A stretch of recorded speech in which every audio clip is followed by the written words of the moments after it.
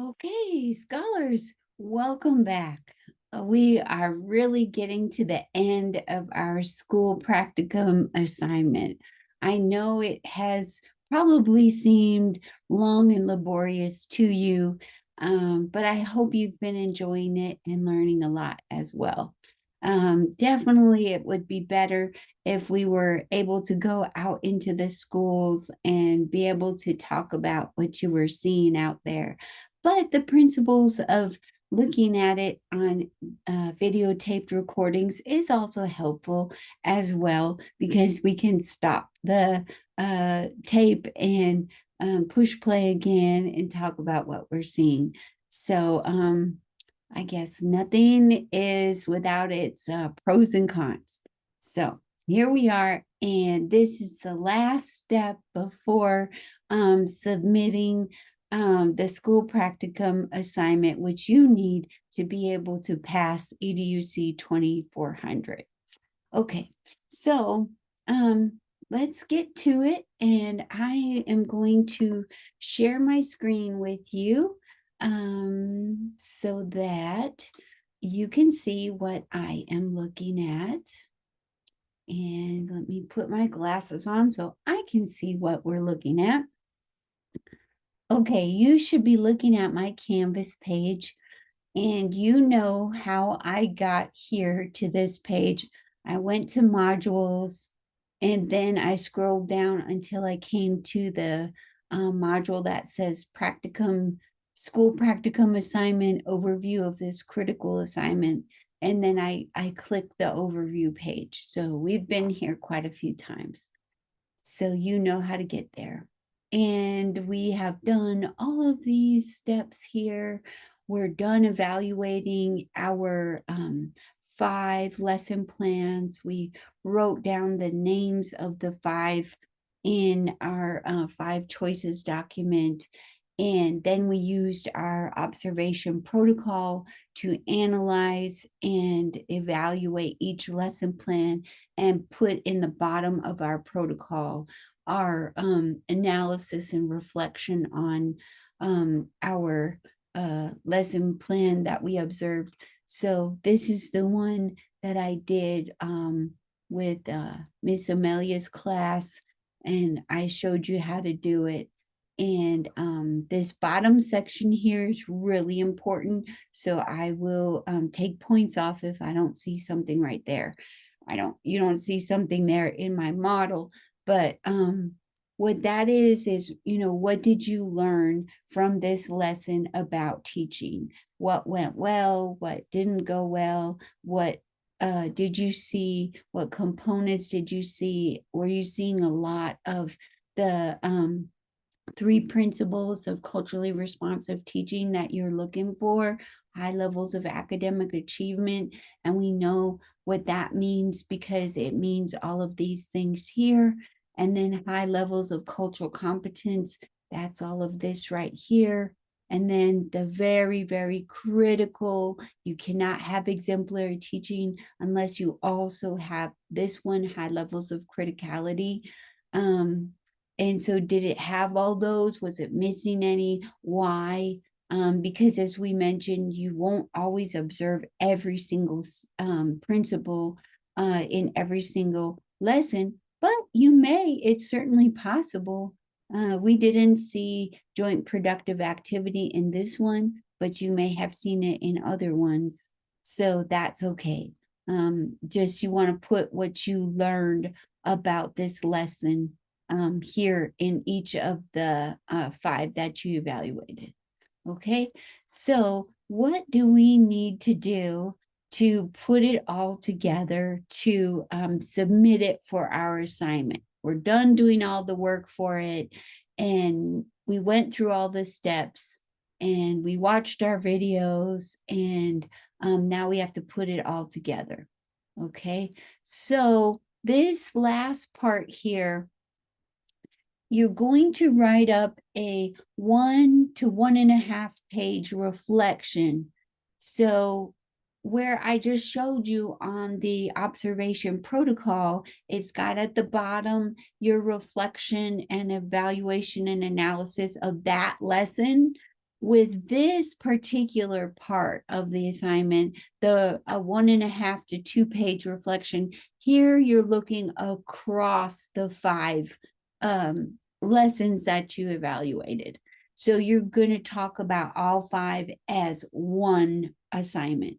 So you could say something like, I didn't see a lot of academic achievement, a lot of high levels of academic achievement in the lessons. Only one had it out of the 5.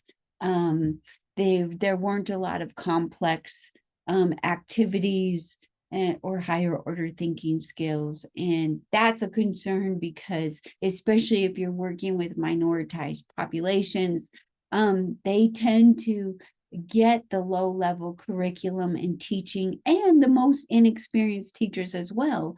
So it's really a disadvantage for them if they're going to get low level teaching as well.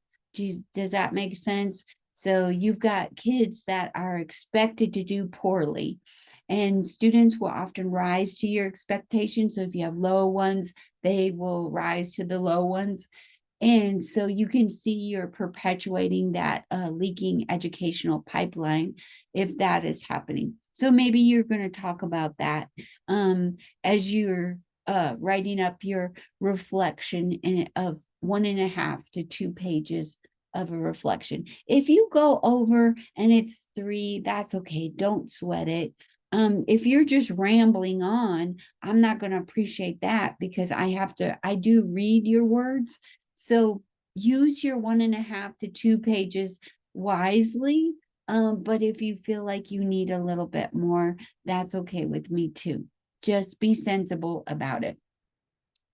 Okay, so now to put it all together, what are we going to have in our final product? This is where you're going to take all of these individual pieces of the school practicum assignment and put it into one big document. You can print them each page out and then scan them into a document, or you can copy and paste each page into one big document. However you want to do it, it can only be one document. So let's say that you submit something and it's just your 5 observation protocols that you evaluated lesson plans, and you submit a different document that has the reflection on it with 1.5 to 2 pages. I'm just going to grade your assignment as if you forgot the title page, you forgot the table of contents, you forgot your 5 choices chart, you forgot your comparing frameworks chart, and you forgot your reflection. So I'll only grade it as if you just have that one thing. I'm not going to open a bunch of documents. So even if you put more documents there, I'm only opening one, and I'll grade that one and consider the other ones missing. So that will hurt you badly if that's your final document. Okay, so I thought there was a checklist on here. I think there is. Here it is. Okay, check to see if, I think this is step 5, yes. So compile your 4 or 5 observation protocols. Remember, you only need to turn in 4 if your 5th one was a practice one, or you can turn in all 5 if they were all great. That's up to you. So compile those, and then you have your 1.5 to 2 page reflection of what you learned, and then you're going to create one big document. So when I open it, I will see that the first thing that it opens up to is a title page, and it has to be in APA format.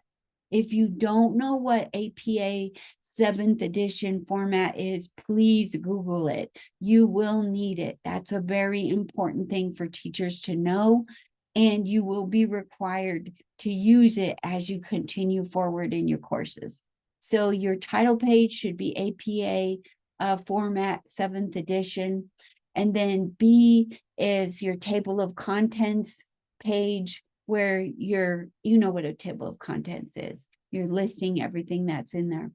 And then your 5 or 4 lesson, or this is your document, your 5 choices document. So that's 1 page and it has all of your 5 choices on it. And then the next one is also 1 document that is comparing frameworks chart, and you've completed it.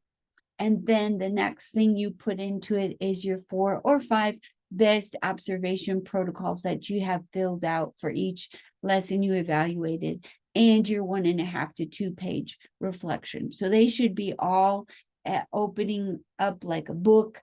And then I scroll through and I see each of these things in that order. If I don't see them in that order, I'm going to assume that you didn't do it. And so if I see it, the reflection is at the front instead of the back, I'm just going to assume that you didn't do it when I get to the back, because it's not at the back. Okay, so be really careful, attention to detail in how you put this together. So it should be all combined. All of these should be right here. A through F should all be combined into one big document. You've scanned it in, you've copied and pasted it in, however you did it. You have it in one document that you save as a PDF or a Word document, and then you submit it before July 30th at the deadline of 11:59 p.m. Okay, again, give yourself that time so that you're not like, what happened? I missed it. Something came up. My internet went out. I'll just say, whoa, I am going to send you a virtual hug and say that's a sad thing, and you will fail. Okay, so make sure that you don't put yourself in that kind of a jam. Okay, and that's all there is to it. And then you are completely done with your practicum. Okay, so that's not too bad.